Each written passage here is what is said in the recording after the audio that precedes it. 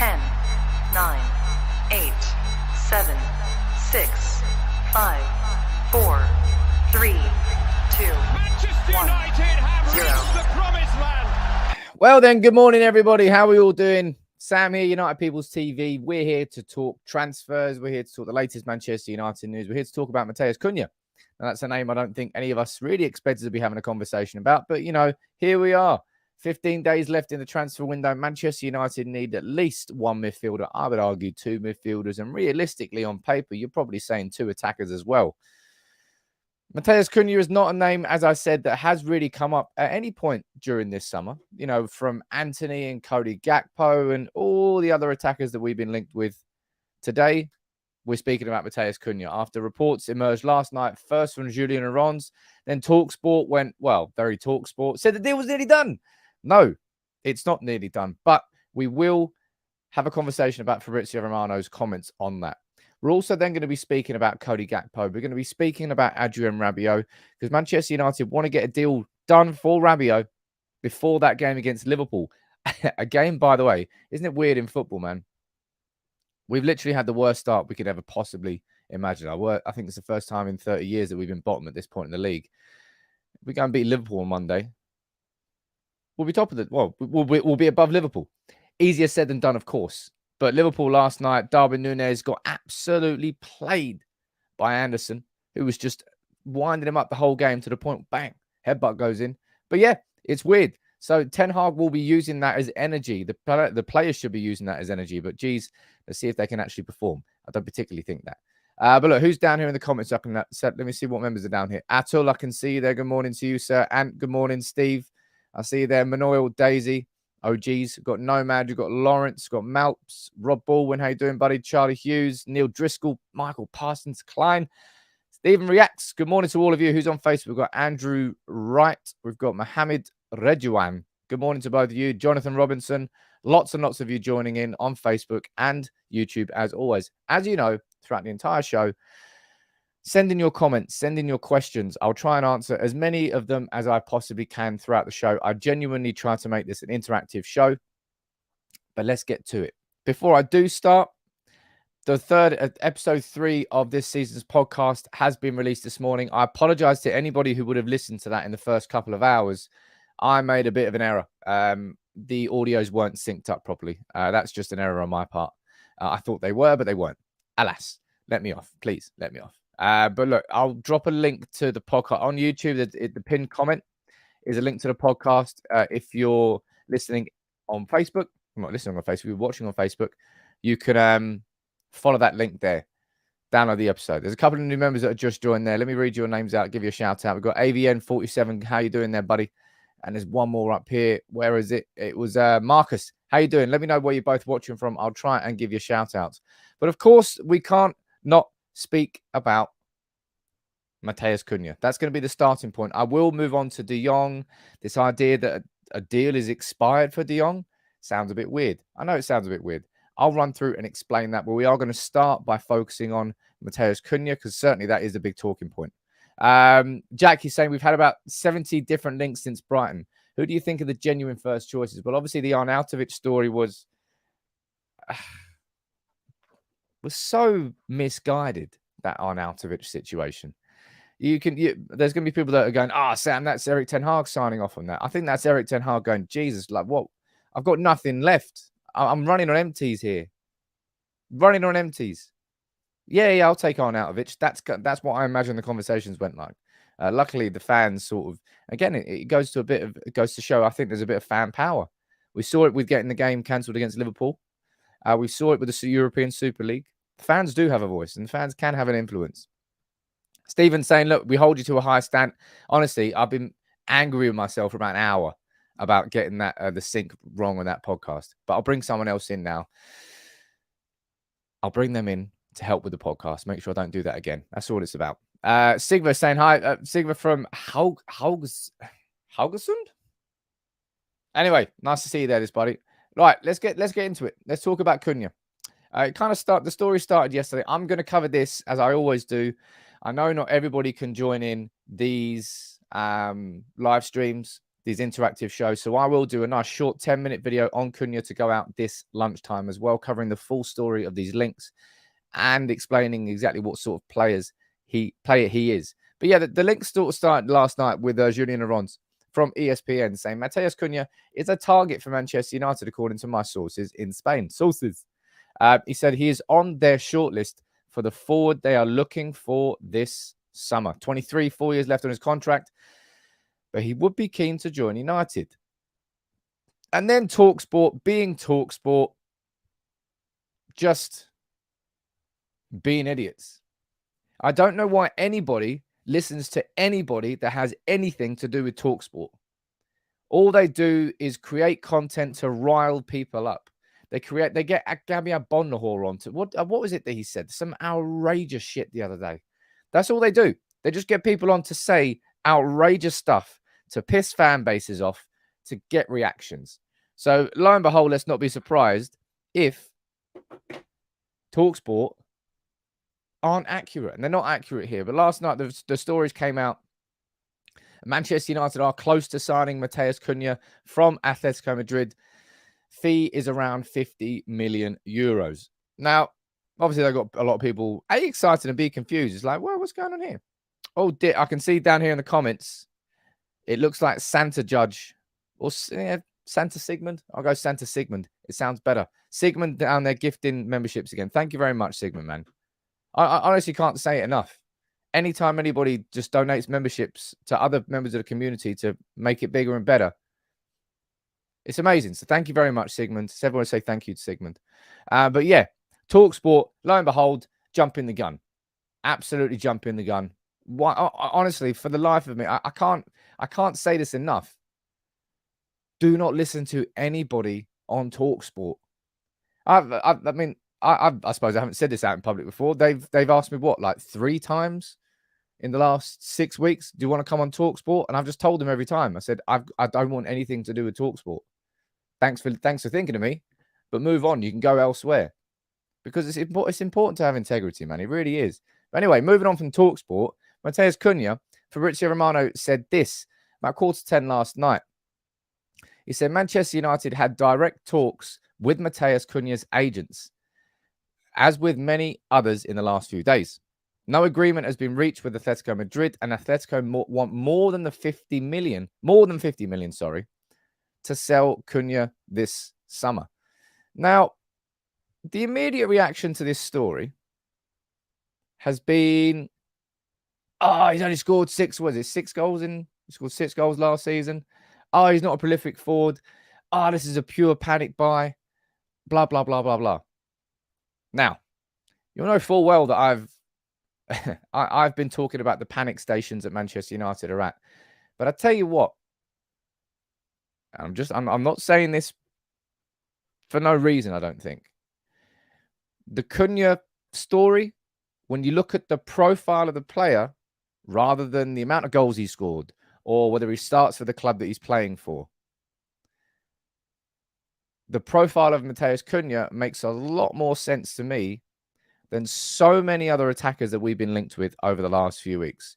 Whether that would be Icardi from PSG, whether that be Morata from Atletico, whether that be Arnautovic, whether that be even Sasa Kaladzic. Matheus Cunha makes far more sense than a hell of a lot of them.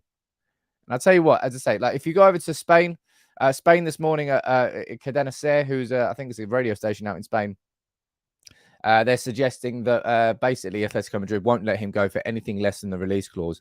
And I don't actually know what his release clause is. I'm going to try and find that out today.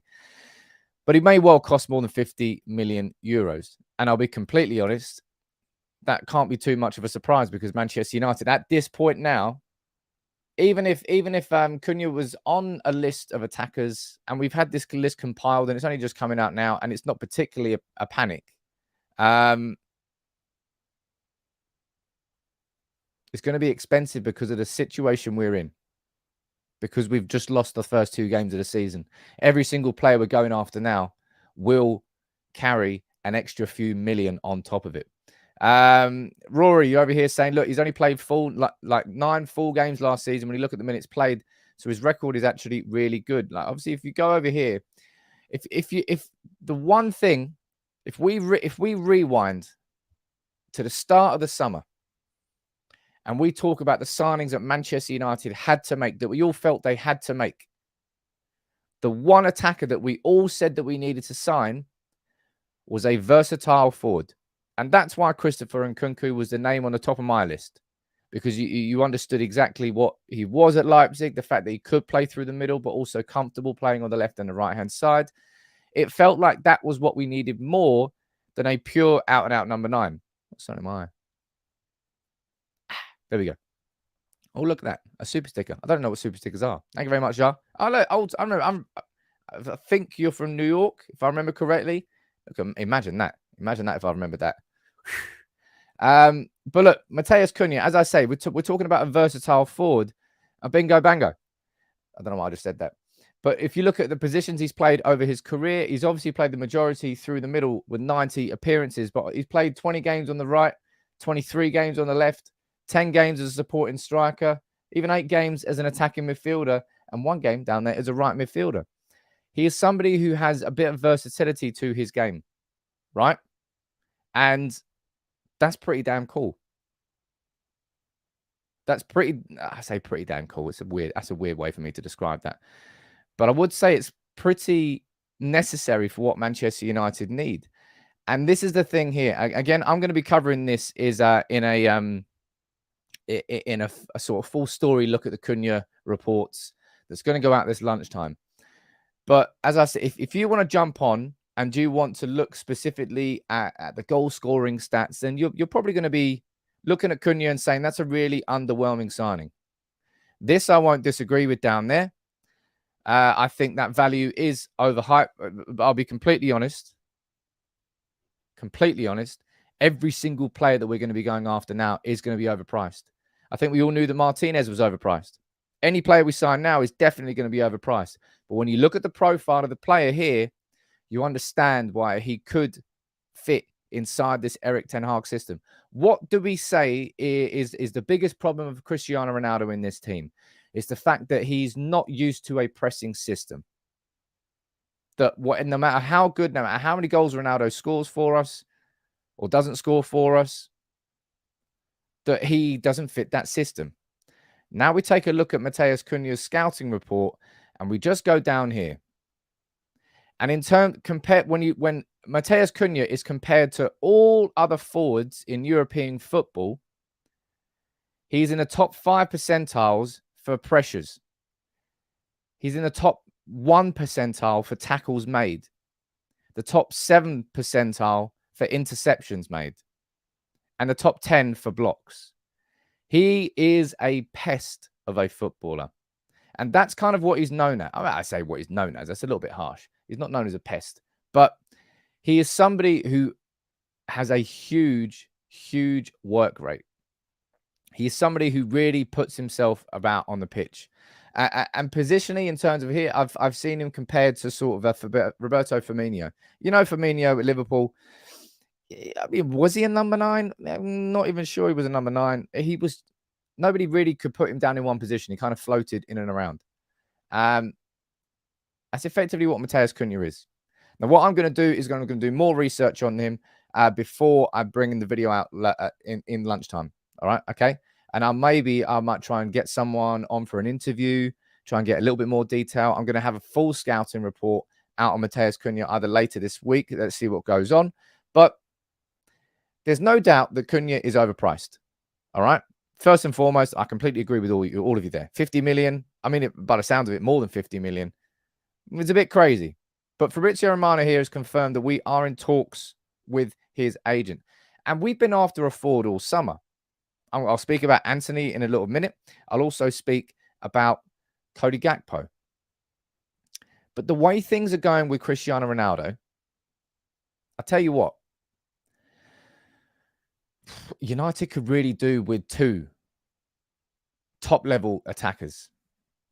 Because I just don't see how keeping Ronaldo inside this squad now is something that is going to help Manchester United and something that's going to help Erik ten Hag. Now, you can let me know what you think about that in the comments below. Lots and lots of you are down there asking, how far are we off 300K? I've no idea. Let's see if we can pull this up. We can go to the live analytics. Yeah, we can.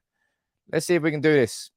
Why don't we do this today on the live? I think we've done this once before, and I had to stay on the stream for absolutely ages because it took us so long to reach it.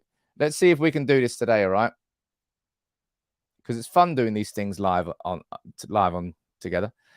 We are just over 200 short of 300,000 subs. Why don't you, if you're not a subscriber, make sure you hit that subscribe button. We'll keep going back to this throughout the live stream today, and if we can hit 300,000 on the stream today, yeah, let's do a giveaway. I haven't done a giveaway in a little while, actually. I've still got loads of these left. If we can hit 300,000, I'm just going to choose one random subscriber anywhere on Facebook or YouTube, and I'll give this to you. Sorry, let's try and hit this together. That'll be fun, man. Anyway, let's move on here, and let's talk about the others, because, of course, as I said, Matheus Cunha is the latest name on the list. Now, a name that was really, really on that list for a long, long time was Antony. And Mike Vavai just sort of confirmed, and we already knew this, right? We absolutely knew this. That Antony's basically not been an option for the club for a long time now. He really hasn't. We just we got outpriced for him. Next summer,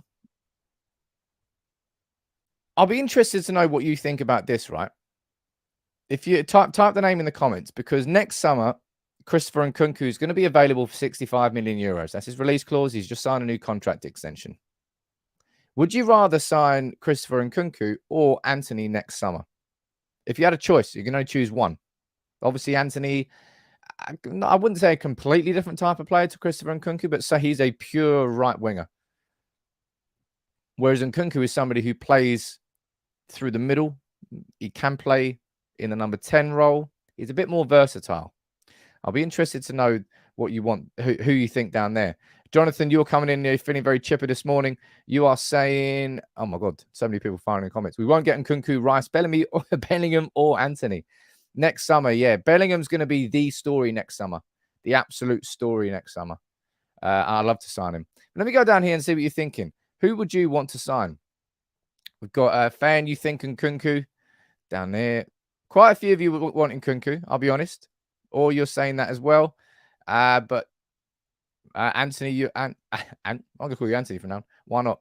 Lots of you want him, but I'll be honest, it's a bit, in an ideal world, of course you're going to say that. In an ideal world, you're going to go and sign both. But I don't think United are going to go and spend, 130, 40 million euros on two attackers next summer. Geez, I don't know where our priorities are going to be next summer. Because I think we have to replace Ronaldo this summer. But going down here, honestly, it blows my mind how many of you always engage. And I suppose that's what makes these shows truly interactive, is you actually engage with me too. So thank you very much for all the comments you fire in. Lots and lots in here. And I'll tell you what, it's big split down there. Big split. My gut would tell me Antony, because he's worked with Erik ten Hag before. But Christopher Nkunku, I think if I was looking at this summer and what was an ideal transfer window, he was a major part of it. He really was a major part of it, because he's got such versatility. But I suppose it depends how RB Leipzig get on this year, right? Let's see if what happened last season with Nkunku happens again this season in the Bundesliga. If it does happen again and he puts in those sorts of numbers, then I think I personally would only choose Nkunku. So let's see what happens across the season. Gungshi, as always, man, thank you very much for supporting the channel. Saying this Cunha guy sounds promising. I hope to God we get some decent players in before the transfer window closes, and keep up the great work. Gungshi, man, thank you very much for always the continued support on the channel. But yeah, over here, we're at 8. Look at that. We get it. We could make it here. We actually could make it. So we're only 160, less than 104. Was it 160? I can't do my numbers. 160 subs short of 300,000. We can do that on the stream. That'll be damn cool, man. So if you can, make sure you subscribe, and I will give away this shirt to just one random subscriber. Now, on top of the Antony story, we can talk about Cunha all day long if we want to, but we can also talk about Cody Gakpo. Cody Gakpo is somebody who Manchester United are interested in, for sure. He's somebody who Erik ten Hag would want to bring in, for sure.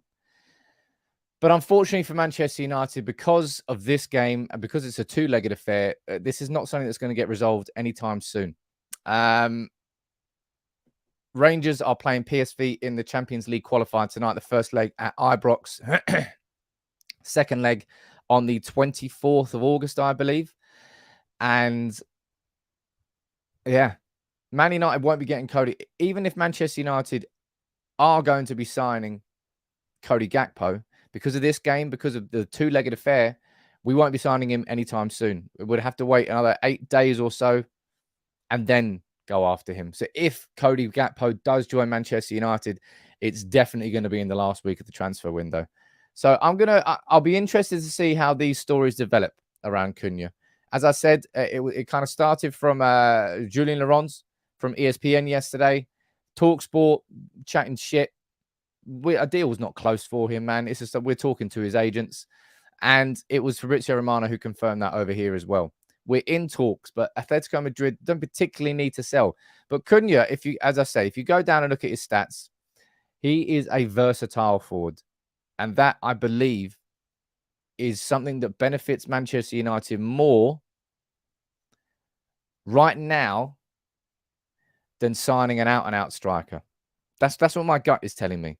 Simply because I think the way that we played positively in the preseason was about Martial, Rashford, and Sancho sort of moving around, switching positions. No one was particularly tied to one spot and playing with the press. Winning that ball high up the pitch was so critical to how United played in that preseason. It's just something that we haven't done yet. It's something that it's completely disappeared from our game in these first two matches. It's what other teams are doing to us, but it's not what Manchester United have been able to do to other teams. And that has to change.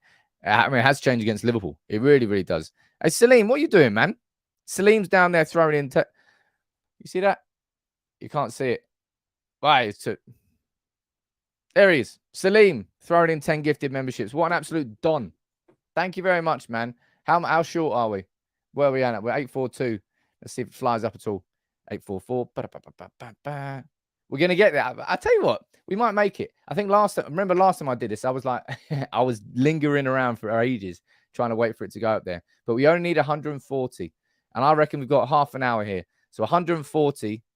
Let's see if we can do it. If you're new, make sure you hit that subscribe button. But moving on from attackers, midfielders, man. I don't know how. It feels like I'm going to pull my hair out.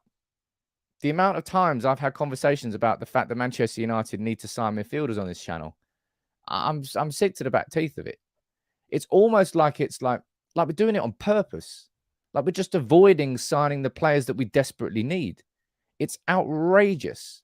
And this summer, of course, it's all been about Frenkie de Jong. I will speak about Frenkie de Jong in a little bit, but I'm going to focus on Adrien Rabiot. This is coming from Jamie Jackson from The Guardian, and he's saying that Manchester United want to try and get a deal done for Rabiot this week. Nah, it's sort of, I suppose this is the sort of conversations we have every week. Oh, Frenkie de Jong this week, oh, that week, blah, blah, blah. But Manchester United, we've already agreed the fee with Juve. It's going to be somewhere in the region of £15 million. But personal terms currently are the issue. Let's find out.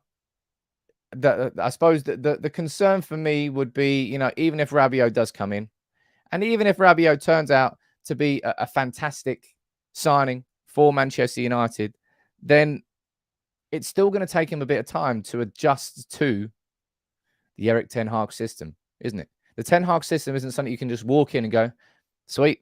No, that it took these players like a good few weeks of hard training so they get fit enough to even play it, and B, to actually understand the nuances behind it.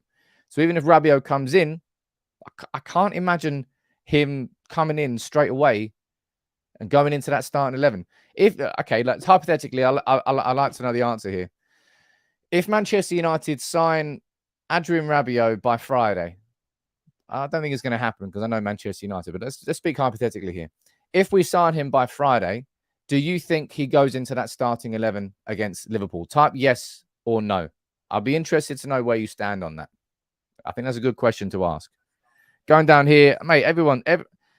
honestly, it blows my Warren, man. Thank you very much. It blows my mind that I think it's the biggest compliment I can give to this community is these gifted memberships, because it's your way of saying, here you go, come in, join it, become part of it. And I think that's the greatest compliment you can give to the whole community.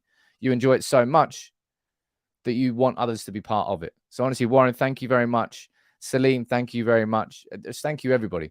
From the bottom of my heart, it's amazing. But let me go down here and see what you're thinking. Loads and loads and loads of comments coming in. I'm just going to put them up on the screen. You can see, I would say the majority of you are saying no. You don't think that he would start if he does come in. Not all of you. Absolutely not all of you, for sure. Quite a few of you. Some of you do. I don't personally think. Wavy, I can't really do polls because I've then got to have another window open and then do the poll manually. It's a bit annoying. You should be able to YouTube, if you're watching, which you're not. You should be allowed. Mods should be allowed to start polls. What's the whole? That's the point of a mod. A mod should be allowed to control that part of it. Sort it out. But anyway, I personally think we'd see Rabiot on the bench against Liverpool. I can't imagine he would go straight in to the starting 11. I might be wrong, but I don't think I'll be wrong for the fact that he probably won't be signed before the game against Liverpool on Monday. And honestly, it really is. It's just the way football works, right? The start to the season could not have gone any worse. But if we beat Liverpool at Old Trafford, we go above them. And of course, that's a major if. They beat us 9-0 in aggregate last year. And the one thing, some bastard slid into my mentions on Twitter yesterday with some clip from a video I did. I said that the one thing I can guarantee this year is that United won't be a joke of a football club. And of course, that's come back to haunt me immediately. That's the one thing I really expected to see from United this year. Is like even if we lost, there was going to be a manner of a performance, and it's still the thing that stings the most. It's not just the losing by United. It's the manner of the losing. It really is. It's like you can forgive people. Every United fan would forgive United for losing games if you genuinely as a fan felt they literally tried everything they could have possibly done to win that game. But you can't say that about any of these players. They still look like charlatans. They still look like they're just all they're doing. Like the most inconvenient part of their week is a match day. The rest of their week is absolutely sound. But it's like, oh, fucking hell. If I've really got to go out and play football again. Oh, fuck. All right, okay, fine, I'll do it. That feels like the mentality of these players going into games. It's weird. James, how you doing there, buddy? Let me know where you're watching from. I'll try and give you a shout out. Let's see where we're at now. Where we're at. We're just 140 shy. 130 shy. Yeah, we're getting there, people. We're getting there. I reckon we can do this. I think we can. Oh, look at that. Look, just jumped up there. I just looked down at my phone. We're just under 100 short of 300,000. If we can hit it on the stream, I'll just choose somebody randomly and I'll give this away. Why not? You can give to me. I'll give back to you. That's what I like doing. It's a great community, man. It really, really is. Dan, you're saying going above Liverpool in the league should be more than enough motivation for these clowns to put in some sort of effort. It's the perfect opportunity for Erik ten Hag to bury what has been an abysmal start. It's the perfect opportunity for these players to flip that on its head. The conversation will change if we beat Liverpool. Of course, it is a massive, massive if. But come the fuck on. It's these games where last year I personally lost the respect of so many of these United players. Like just watching us sort of watching us just like, I don't know. I don't know how to describe it. Last year we just like bent over. We let our greatest rivals have their wicked ways with us. And there was not a peep from them. I mean, remember how pleased we were when Hannibal came on at Anfield, because it was the only sort of spark that we saw from any player on that day. That can't happen against Liverpool on Monday. Liverpool are a far better team than us. Liverpool should be beating us. But if we're going to go down against Liverpool, we have to go down with a fight. And that's the bare minimum. But if we can sneak a win, that'd be nice. James watching from Kettering. Nice to see you there, buddy. And lovely to have you on board. Digby saying, look, Sam, at the end of the window, can you redo your predictions? Europa League winners seems pretty far off unless we get more players in. Maybe I will. I mean, I'll be honest. I don't think predictions I ever get particularly close. But when it comes to the one transfer this summer, which has dominated everything, of course it is. Of course, it's Frenkie de Jong. And was it a risk? Yes, it was a risk. I still stand by the fact that we don't know what Of course, we don't know what Erik ten Hag knows, but I don't particularly see Erik ten Hag as a dumb man. I see him as a smart individual, somebody who's very aware of what's going on and very aware of what's necessary and what's needed. And I don't think we would be this far down the line with de Jong if he didn't know a little bit more than what we know. Now, Marcel van der Kraan, who of course writes for the Telegraph out in Spain, Holland, this is what he said about the de Jong situation yesterday, which confused people a little bit, confused me a little bit as well, actually. I've heard from very strong sources that Manchester United's offer for de Jong has expired. New negotiations will have to begin. They will have to make a new construction to fulfill the economic wishes of the player. Now, as far as I read into that, I believe that means that we had an offer on the table for de Jong himself. Whatever those wages were, X amount per week, and we'll cover X amount of your deferred salary. It sounds like that's expired rather than the 75 plus 10 offer that we gave to Barcelona. But here we go. I'll be honest, not much has changed. In the last week, it's all gone a bit flatline on de Jong. He didn't start against in Barcelona's opening game of the weekend. Came on, I think, in the 60th minute for Gavi. Now, Busquets got a red card in that game, so de Jong may well start their next game. He may well start, and if he doesn't, then Jesus Christ, they really don't want him to play. But de Jong, I don't see this going quiet until the summer transfer window is over. This will definitely go to deadline day. I mean, it'll be a great deadline day signing, but geez, I wish we signed him earlier. But yeah, the de Jong situation, it's not dead yet. Marcel van der Kraan saying that our offer for de Jong is sort of expired. It's kind of weird. We must have just put a deadline on it, presumably. I don't know. But look, let's go over here. Let's see where we're going to. Lots of you are mentioning down here. Ratey short there. Is he going to jump up? I don't know. 922. So we're just shy of 80 from reaching the big one. Well, it's not a big one, really. Well, it is a big one. Honestly, I find it a bit weird. I don't know. I don't really like speaking about subscribers or anything like that, but it's cool as fuck. But there's less than 80 of us that need to subscribe, and then we can do this giveaway. We're nearly there. I reckon we can reach this on the stream, man. There's a comment there. Someone sent us a super chat. Let me read that out for you. Tensiu, what are you saying, sir? If we manage to hijack the Malacia deal, we could hijack Raspadori. What's your thoughts on Daichi Kamada and Are you making these players up? Raspadori, Daichi Kamada. These sound like regens on Football Manager. I've got no idea who any of those players are. I'm sure they are real, though. Speaking of real, and speaking of what's going on this summer, I've spoken about Ronaldo in quite a lot of detail, and you'll know full well how I feel about it now. Like, my only agenda, and I keep getting accused of agendas. Oh, you got such a pro Ronaldo one. How about Maguire? And it's like, bro, have you not seen what I've said about Maguire over the last 12 months? Have you not seen what I've said about Shaw? Like, my only agenda is for Manchester United, and I can see now that Cristiano Ronaldo is somebody who is not helping Manchester United. And I said yesterday that Ten Hag will definitely be considering letting him go, and you can see right here. This is from Duncan Castles, Paul Hurst and Charlotte Dunker, a little triple threat from the Times. But Duncan Castles, you remember, was the man who originally broke the story of Ronaldo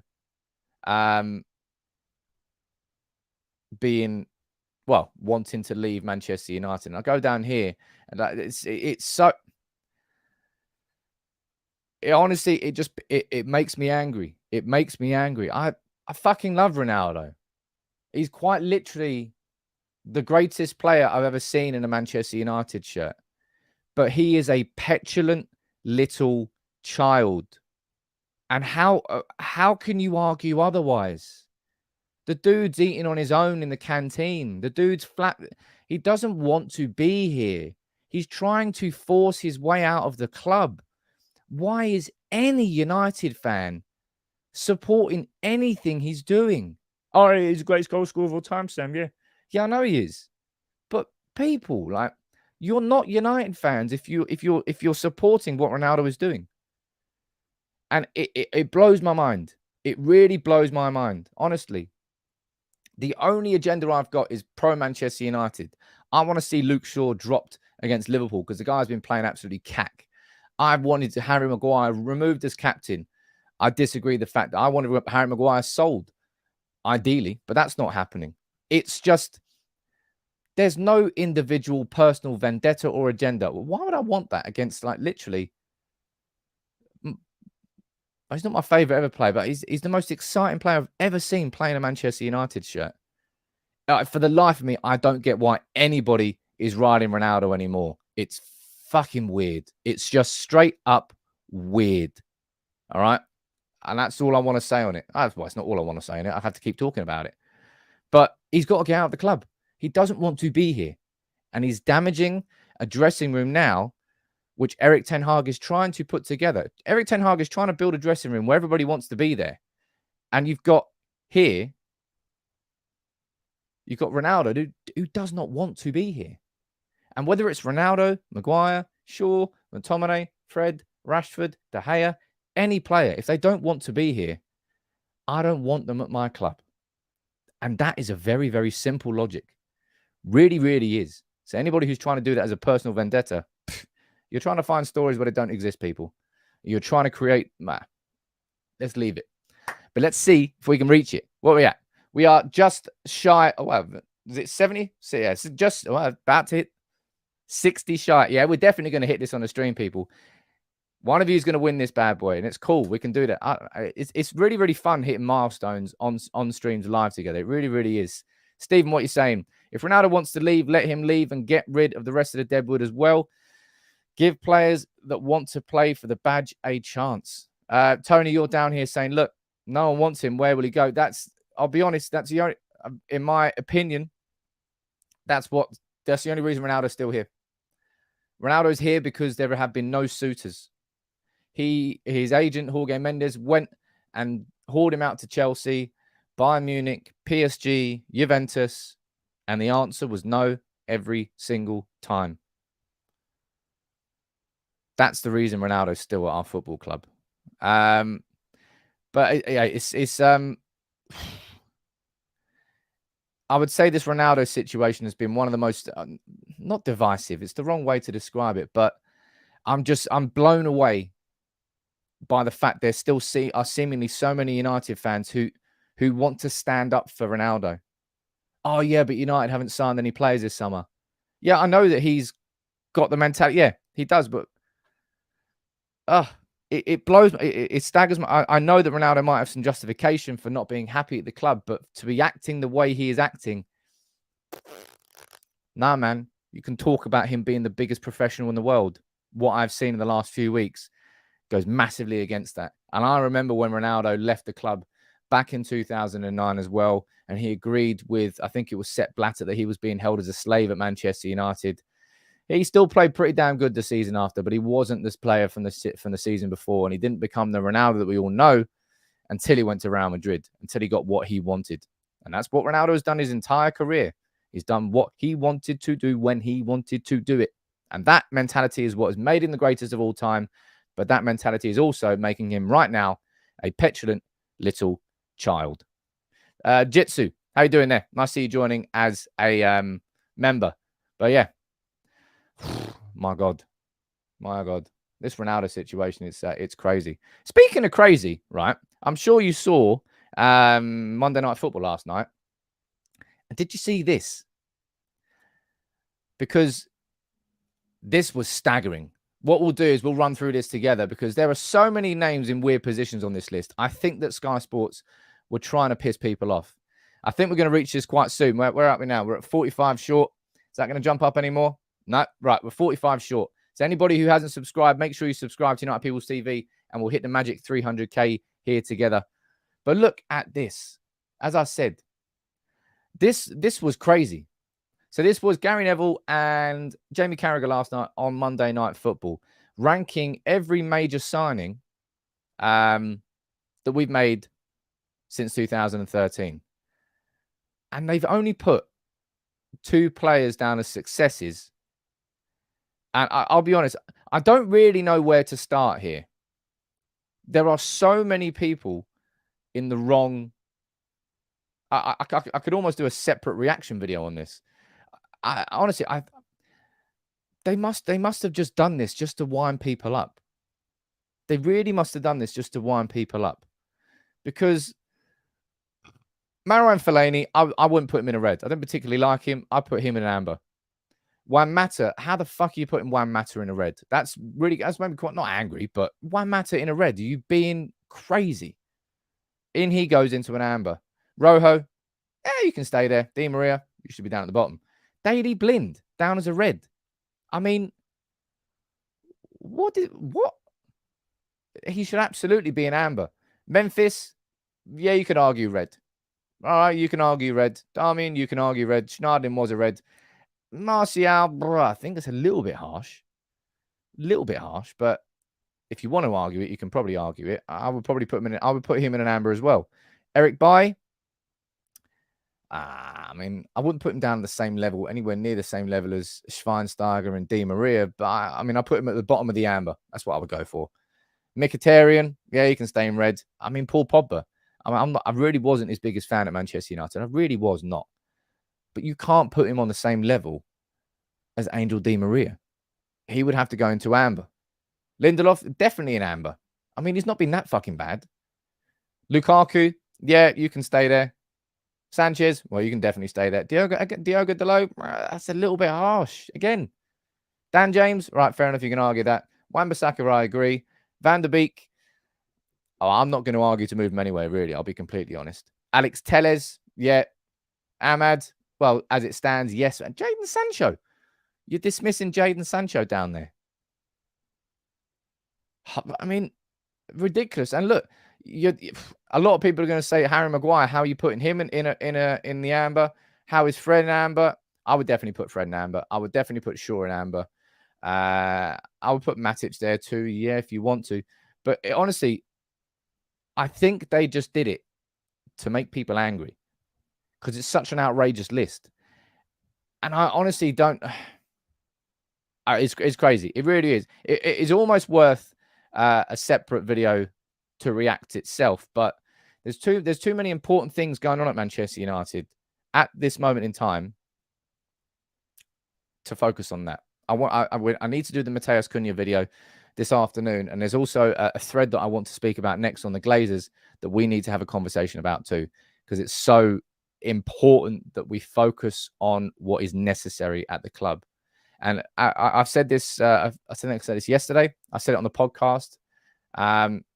It feels right now. It feels not only that there's energy against the Glazers and wanting to remove them as owners of Manchester United, but it also feels like it's a bit at the right time.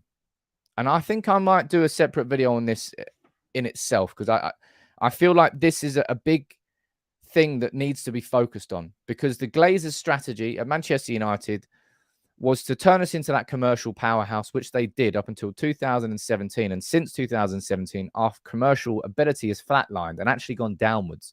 We're actually losing money. And that's allowed Liverpool and City to dominate.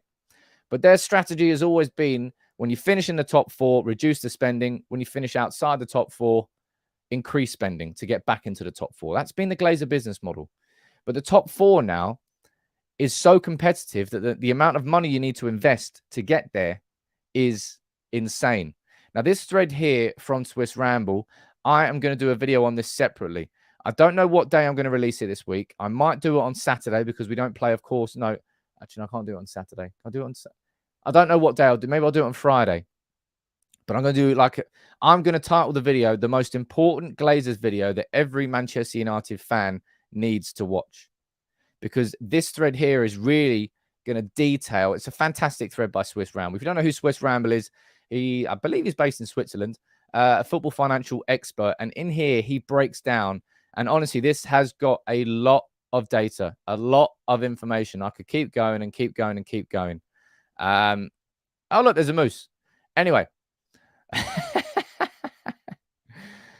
But yeah, I'm going to cover all of this in a separate video. It's a bit too complicated and there's too much information for me to be able to do that in a live stream. So it needs to have a separate conversation. But right now, keep fighting the fight against the Glazers. I'm going to be going to the game against Liverpool on Monday. I'm going to be joining in the protests. I'm going to be part of it because I feel like I need to be there. The amount of time that I spend here, I love what we do here. But me being here removes my ability from being there. And I think it's going to be more important for me to be there on that day on Monday because I think it feels like it's going to be a little bit different. I don't know whether it's going to be, I don't know what the conclusion of the protest will be, but it feels like something's going to, I don't know, it feels like something's going to happen. It feels like something's going to happen. But look, let's head over here. What are we at now? We are 29 short. 29 short of getting 300k live on the stream together, people. If you're not subscribed, where have you been all your life? Make sure you subscribe to United People's TV. Just drop a like on the video too. That will help the channel.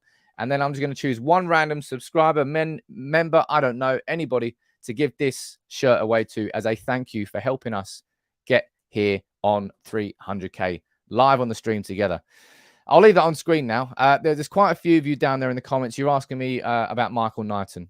Now, you remember that I invited Michael Knighton onto the channel yesterday publicly. I'd already spoken to him in his DMs. I'd already spoken to him like 6 months ago via emails. But he's not responded. He's not responded at all. So I don't really know what's going on with Michael Knighton. I would like to think that he would come on the channel. I'm not going to be somebody who just tries to dig him out. I'm not a TalkSport type thing. There's just questions that need to be asked. There's questions that have to be asked to Michael Knighton if we as fans are going to be taking him seriously and the consortium seriously and the idea that they could take over Manchester United, because there's too many question marks and not enough answers at the moment. Mate, I love Orr. Orr is one of the OGs of the channel. He was here, one of the original members. He's going crazy down there. He's really going to get divorced because he's dropped in another 50 memberships. Mate, you are an absolute legend, man. You are a serious dude. Honestly, everybody down there.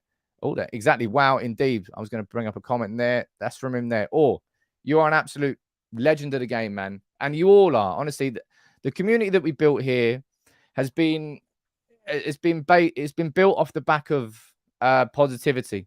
Not just for the sake of it, but everybody wanting the club to move in the right direction.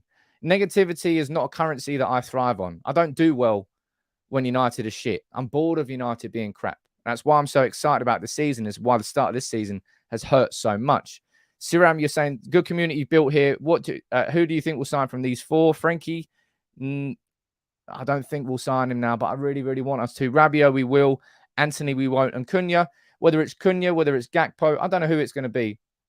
But we have to sign attacking players. We really, really do. And you see Wolves, they've just about signed Matheus Nunes, the guy from Sporting Lisbon, for like 40 million. He would be an amazing signing for us to make. But yeah, it's awesome to be able to do these sorts of milestones here together with you live on stream, because I think we're about to hit it there. Right, come on then, ladies and gents, look at that. Woo! Hell yeah, 300,000 together here live on the stream. Who's going to get this? I've got no idea. I'm going to choose. Who have you got? Let me close my eyes. It's going to be you. Nanda, congratulations, my friend. You have won this. You need to slide into my DMs on Twitter so I can actually send this to you, because I need your address. I won't be able to message you on YouTube. So it's up to you, my friend. But honestly, thank you, everyone, from the bottom of my heart. This community is getting bigger and better, and it's fantastic. It really is. It's actually a community. Jonathan down there, 300,000 Muppets, all wasting our. Well, we really are, man. But look, mate, Gungshi as well, mate. You're an absolute legend, man. Thank you very much, man. Your generosity is unrivaled, and I hope you're still wearing this. But look, that's fantastic. That really is. I'm a little bit speechless, really. 300,000. We've grown a lot over the last 6-7 months, and I'll be honest, I've done a lot of work over the last 6 months or so, really into this channel and making the content as consistent as possible and I think as good as possible. And I can't wait to see what happens across the course of this season. I still stand by the fact that Erik ten Hag is the best thing that this club has done in a long, long time. I can't wait for so many of these players to leave. I don't know how we're going to change it around in the short term. In the long term, I absolutely think we're heading in the right direction. We are on the right path with Erik ten Hag, but things have to change and change very quickly. We've got Liverpool coming up. As I said, it's weird. It's just the way it goes in football. But if we beat Liverpool on Monday, we go above them in the league. They've started the season with 2 draws. Darwin Núñez getting a red card. Liverpool are not flying high. It seems like a decent time to play them, but at the same time, they're going to want their season to kickstart. But what an opportunity this is for Erik ten Hag to pull these players in and goes, you've all been embarrassing. You've all humiliated me and humiliated yourselves for these first 2 games. But go out there at Old Trafford, beat Liverpool, get everybody back on side, and let's see what happens then. I hope full well that it does happen, but I don't know whether it will. I think, I can't really have too much. I can't really have too much hope about United. I'll be completely honest. They keep hurting me this much. But hey, that's absolutely wicked. We just did that on the stream together there. A couple of hundred more subscribe. Mate, honestly, man, thank you very much. I'm going to keep doing the work I'm doing. I apologize to everybody who listened to the podcast for the first couple of hours because it was out of sync. Sue me. Well, you would if your name's Michael Knighton and you want to sue Stephen Housen. That was really weird. Remember that? Yeah, it's all part of it. Anyway, podcast is out this morning. We've done a live stream here today. I'm going to get a video done on Matheus Cunha because lots and lots of you won't really have much of an idea of who he is. So I'm going to do an informative video on Cunha, help you understand the profile of the player. And while the likes of like Morata and Arnautovic and Icardi, there's been lots of players that we've looked at and gone, that's just reeks of a panic signing. Cunha is more of a profile type signing. This one, I can understand far more logic behind it. So while it might seem like a panic now, there is logic to this one compared to the other ones. Peely boy, I see you there joining as a member, but on it, you're an absolute G, man. Thank you very much for donating 50 subs. Warren, you donated 10 as well. Sigmund, you donated 10 as well. All of you, bottom of my heart, thank you very much for helping this community get to where we are. It's a genuine community. If you're not part of the Telegram channel, please would you go over there and become part of it. Let me get the link here. It's free to join, okay? Really is completely free to join. It's something that I've built to hopefully bring all the communities together from YouTube, from Facebook, from Twitter, all in one place. The link is down there now. Go and join it. I'll see you on there later today. 300K, man. That's wicked. Thank you all for making it happen. Have a cracking day.